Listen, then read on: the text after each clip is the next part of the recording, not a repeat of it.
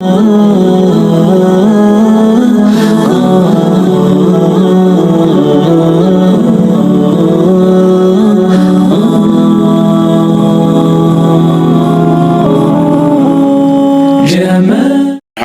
Rabbil Alameen wa salatu wa salam ala Rasulillah wa ala alihi wa sahbihi ajma'in. Our today's lesson is going to be on the obligation to straighten your rows, the rows while in prayer. That's when you are in prayer, you make sure that the rows, they are straight. It's compulsory. So there are several ahadiths here, about 5 ahadiths we are going to read on this topic. The first one is hadith of Jabir bin Samurah. May Allah be pleased with him, who said that the Prophet ﷺ said, Allah tusaffuna kama tusafful malaikatu inda rabbiha azza wa jal. The Prophet ﷺ said to them, don't you straighten your sufuf, that is your rows. You make your rows the way the angels, they make their rows when they are standing before Almighty Allah. Then they said, wa kaifa tusafful malaikatu inda rabbiha, that how does the angels stand in rows before their Lord, that is Almighty Allah. The Prophet ﷺ told them, yutimuna sufuf al-uwal, that they make sure that they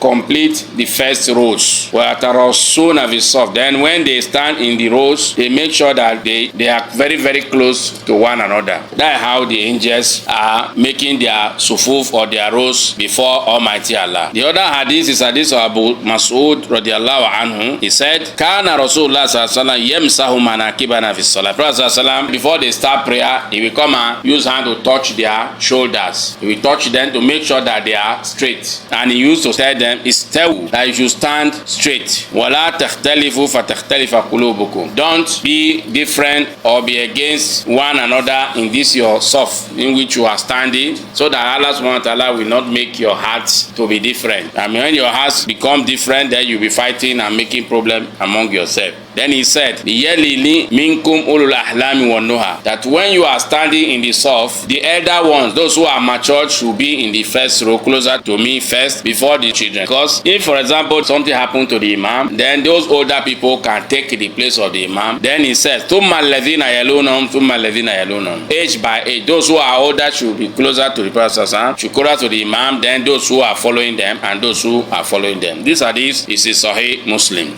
The third hadith is hadith of Anas radiallahu anhu called. Anas, may Allah be pleased with him, said that the Prophet ﷺ said, Sawwu sufufakum fa inna taswiyata as-saf min tamami as-salah. This is the statement that you used to hear Imam before they start prayer is saying, that you should straighten your rows, because straightening of rows is part of the things that make your prayer to be complete or perfect. That means if your rows in salah, they are not straight, that means your prayer will not be complete. The other hadith is hadith of An-Nu'man bin Bashir. May Allah be pleased with him. He said that the Prophet ﷺ used to straighten our roads, hatta ka'annama yusawwi biha al-qidah. He used to straighten our roads as if he wants those roads to be straight like arrows. That is, the Prophet ﷺ was doing the best to make sure that the roads are very, very straight. Then when he now noticed that we have understood how to straighten the roads, he now left them. Then on one day, he came to lead the prayer. Then he wanted to start the prayer, but he saw one man, his chest come out of the soft. It was not straight. As if the man, he went front, he was not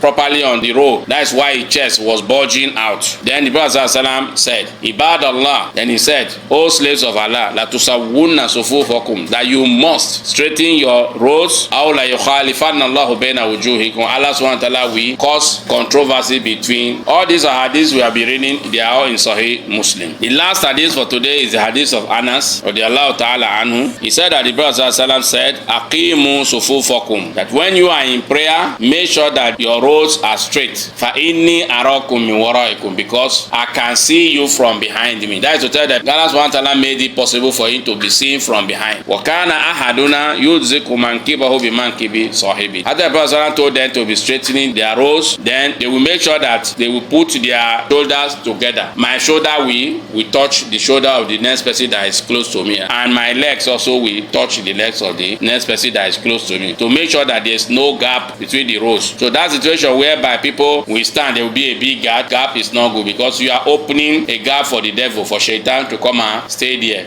So straightening the rows in prayer is one of the things that people are not taking serious. And the Prophet was paying too much attention to this issue. That to tell you that this issue is a very serious issue. And because of that, he used to rub hand on their shoulders and he used to straighten their soul for them as if he wants them to be as straight as arrows, because he was so much serious in paying attention to this issue. So some of the benefits we benefit from this hadith is that it is compulsory to make your rows in prayer to be straight, because Prophet ﷺ has ordered us to do that. The second benefit is that not straightening rows is one of the causes and the reasons for the hearts of Muslims to differ and they will start facing problems. And the third thing we can benefit also from this hadith is that straightening of the rows is part of the things that make your prayer be perfect.